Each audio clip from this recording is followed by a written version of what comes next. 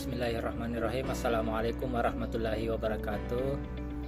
Nama saya Smradi Fatman dengan NIM 210222227 dari kelas eksekutif 1 Administrasi Publik dengan mata kuliah Governance Digital. Kali ini saya akan membawakan sebuah materi terkait dampak digital governance terhadap kinerja organisasi yang lebih efektif dan efisien.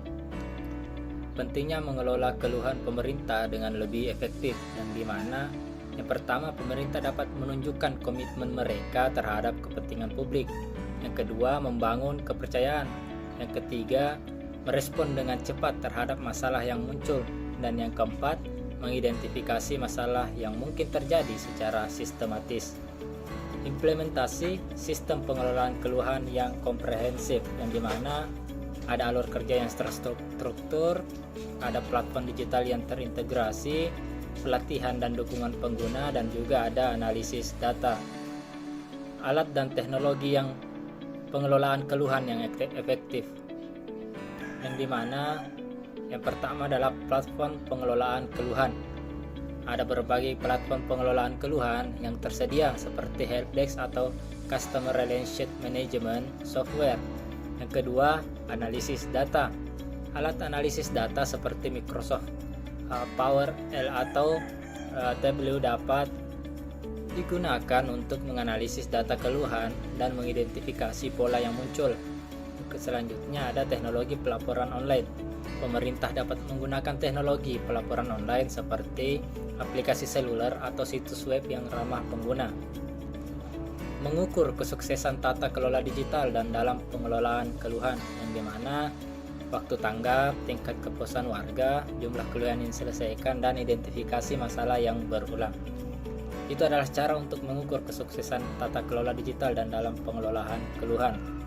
Selanjutnya, manfaat platform digital dalam mengelola keluhan pemerintah, yang dimana aksesibilitas yang mudah, selanjutnya responsif yang cepat, selanjutnya transparansi dan menganalisis data keluhan secara sistematif. Manfaat e-governance bagi warga negara dan pemerintah.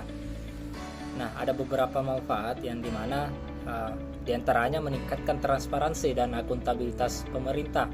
Yang kedua, mengakses informasi pemerintah dengan lebih mudah. Selanjutnya, dapat memberikan masukan, melaporkan masalah atau mengajukan saran kepada pemerintah. Yang terakhir, bisa memberikan kesempatan untuk berpartisipasi secara aktif dalam pengambilan kebijakan dan pengambilan keputusan. Teknologi yang mendorong transformasi menuju e-governance, yang dimana yang pertama ada IoT, yang kedua ada big data, yang ketiga ada artificial intelligence atau AI, yang keempat ada blockchain, yang kelima adalah cloud computing. Adapun tantangan dalam mengimplementasikan e-governance, yang dimana ada yang infrastruktur teknologi yang tidak memadai. Selanjutnya bisa jadi karena kesenjangan digital antar masyarakat, dan yang terakhir ada perubahan budaya dan mindset dalam pemerintahan. Kerangka kerja tata kelola digital.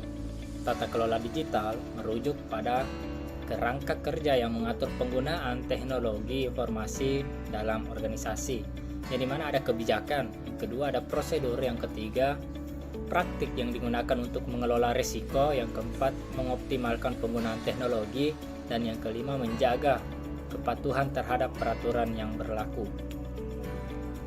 Pentingnya tata kelola digital dalam kinerja organisasi, yang dimana dapat menghindari penyalahgunaan sumber daya dan penyelewengan keuangan. Selain itu, tata kelola digital meningkatkan transparansi dalam kebijakan dan prosedur organisasi.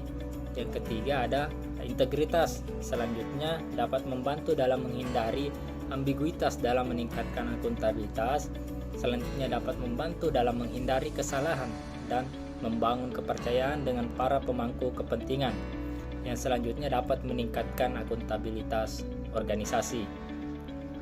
Implementasi tata kelola digital dalam organisasi. Yang pertama, organisasi perlu melakukan audit dan evaluasi terhadap infrastruktur teknologi yang ada. Yang kedua, organisasi perlu mengembangkan kebijakan dan prosedur yang sesuai dengan kebutuhan dan tujuan organisasi.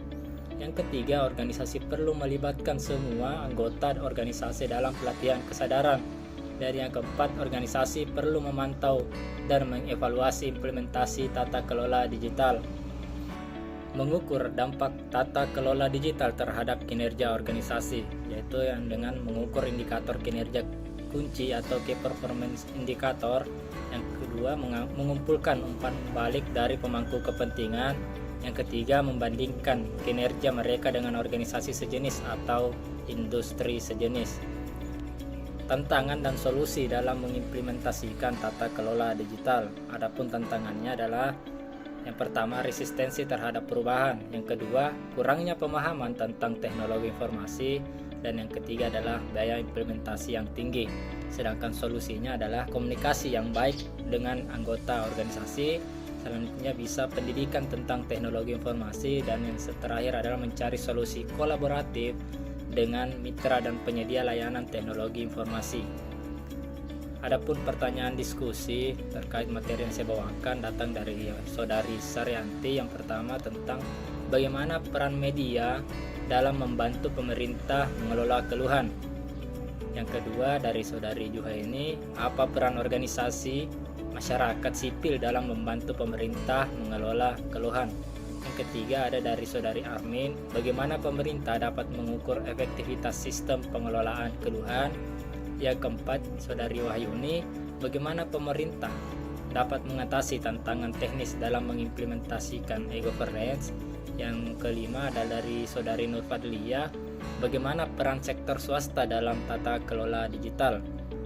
Nah, untuk Saudari Saryanti, media memainkan peran kunci dalam membantu pemerintah mengelola keluhan dari masyarakat. Berikut beberapa cara di mana media dapat membantu hal tersebut. Yang pertama, mengamati dan mendokumentasikan. Nah, media dapat mengamati dan mendokumentasikan keluhan-keluhan yang diajukan oleh masyarakat melalui berbagai saluran seperti surat pembaca, media sosial, atau laporan langsung. Hal ini membantu pemerintah untuk memahami masalah yang dihadapi masyarakat secara lebih komprehensif. Yang kedua, menyuarakan keluhan masyarakat. Nah, media dapat menjadi suara bagi masyarakat dengan memberikan liputan yang adil dan objektif terhadap keluhan-keluhan yang diutarakan. Melalui pemberitaan yang baik, media dapat meningkatkan kesadaran akan masalah-masalah tersebut dan mendorong pemerintah untuk bertindak. Dengan beberapa peran aktif dalam mengelola keluhan-keluhan masyarakat, media dapat membangun hubungan yang lebih baik antara pemerintah dan masyarakat, serta meningkatkan kualitas layanan publik secara keseluruhan. Adapun dari Saudari Juhaini, di mana organisasi masyarakat sipil atau OMS memiliki peran penting dalam membantu pemerintah mengelola keluhan masyarakat.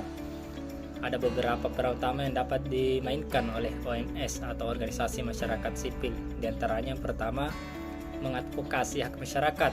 Nah, OMS dapat menjadi suara bagi masyarakat dengan mengadvokasi hak-hak mereka, termasuk untuk mengajukan hak keluhan terhadap pelayanan publik yang tidak memuaskan. Mereka dapat menyediakan bantuan dan dukungan kepada individu atau kelompok masyarakat yang mengalami masalah dengan pemerintah. Yang kedua, kolaborasi dengan pemerintah. Selain mengkritisi, OMS juga dapat bekerja sama dengan pemerintah dalam mengelola keluhan masyarakat. Mereka dapat menjadi mitra dalam merancang kebijakan yang responsif terhadap kebutuhan masyarakat, serta dalam memperbaiki sistem pengelolaan keluhan yang ada.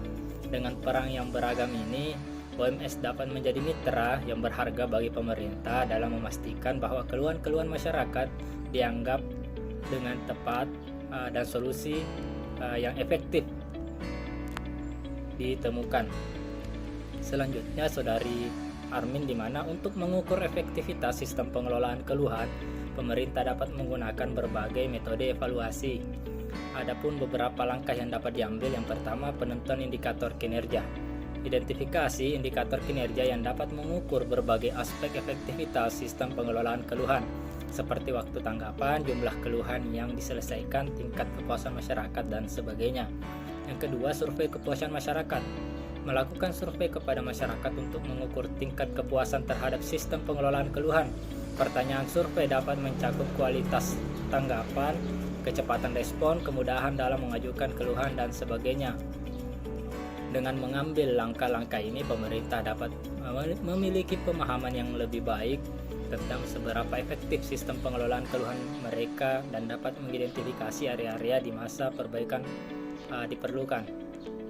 Adapun dari Saudari Wahyuni, di mana implementasi governance atau pemerintahan elektronik dapat menghadapi sejumlah tantangan teknis yang perlu diatasi.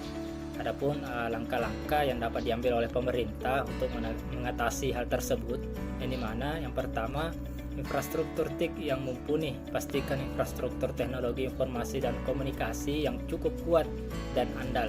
Ini termasuk akses internet yang cepat dan luas, platform perangkat keras yang stabil, dan perangkat lunak yang dapat diandalkan untuk mendukung sistem e-governance.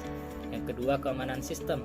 Pertimbangkan keamanan data sebagai prioritas utama. Selain mengimplementasikan teknologi keamanan seperti enkripsi data dan autentikasi ganda, juga penting untuk memiliki kebijakan yang jelas terkait dengan perlindungan data pribadi dan kerahasiaan informasi.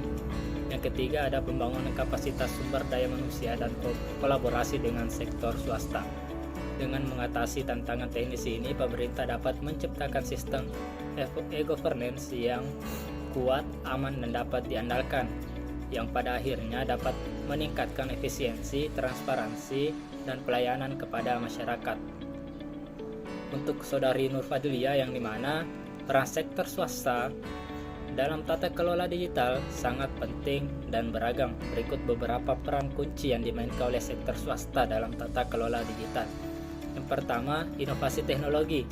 Sebagai pengembang teknologi, sektor swasta bertanggung jawab atas inovasi dan pengembangan solusi teknologi baru. Mereka menghadirkan teknologi terbaru dan terbaik yang dapat digunakan oleh pemerintah dan organisasi lain dalam memperbaiki layanan publik dan meningkatkan efisiensi. Yang kedua, kolaborasi dan kemitraan. Sektor swasta sering berkolaborasi dengan pemerintah dan organisasi lain dalam proyek-proyek tata kelola digital. Mereka dapat membentuk kemitraan strategis untuk mengatasi masalah bersama, berbagai sumber daya, dan menggabungkan keahlian teknis dan pengalaman bisnis untuk mencapai tujuan bersama. Yang ketiga, pengawasan dan standar. Sektor swasta juga dapat berperan dalam mengawasi kepatuhan terhadap standar keamanan, privasi, dan etika dalam tata kelola digital. Mereka dapat membantu dalam pengembangan pedoman dan praktik terbaik untuk digunakan oleh pemerintah dan organisasi lain dalam pengelolaan data dan teknologi informasi. Melalui peran ini, sektor swasta berkontribusi secara signifikan dalam memajukan tata kelola digital, mempercepat transformasi digital pemerintah, dan meningkatkan kualitas layanan publik. Demikian yang bisa saya sampaikan. Lebih dan kurangnya mohon dimaafkan. Saya akhiri dengan ucapan billahi fi sabilillah fastabiqul khairat. Wassalamualaikum warahmatullahi wabarakatuh.